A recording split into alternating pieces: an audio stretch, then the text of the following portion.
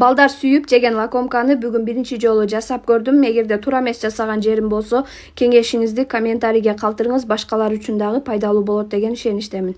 Жылуу сүткө туз, сахарды салып аралаштырабыз, артынан маргаринди, жумуртканы дагы салып, бирдей масса болгончо аралаштырып алабыз дагы, дрожжду дагы кошуп алып, анын артынан электен өткөрүлгөн унду салып, жумшак болгон камыр жууруп алдым.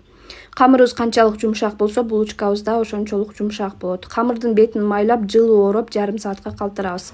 Кремине болсо, сахар менен жумуртканы салып, жакшылап аралаштырып, андан кийин кукурузный крахмалды дагы кошуп аралаштырып, сүттү куябыз дагы. Жай отто тынбай аралаштырып турабыз. Асты калың эле идишке куюп алыңыздар. Бул жерде меники бир аз астын тартып кетти. Мына ушундай коюланып, кайнап баштаганда чыгарып алабыз дагы. Сливочный майды дагы кошуп, бир аз муздагандан кийин башка идишке которуп, бетин жаап, холодильникке калтырабыз. Камырыбыз ачып чыккандан кийин ар бирин 80 граммдан алдым. Баары 12 штук чыкты. Зубалак кылып бетин жаап 10 минутта коюп турабыз дагы. Андан кийин мына ушундай кылып жайып, майлап бүктөп алабыз. Баарын жасап, 20 минутага бетин жаап коюп турабыз дагы. Бетине жумуртканын сарысына сүттөн кошуп, жакшылап аралаштырып, сүртүп, 200 градуста 20 минут аралыгында бышып чыгат. Ал эми крошка үчүн бир булочканы мына ушундай кылып майдалап алабыз.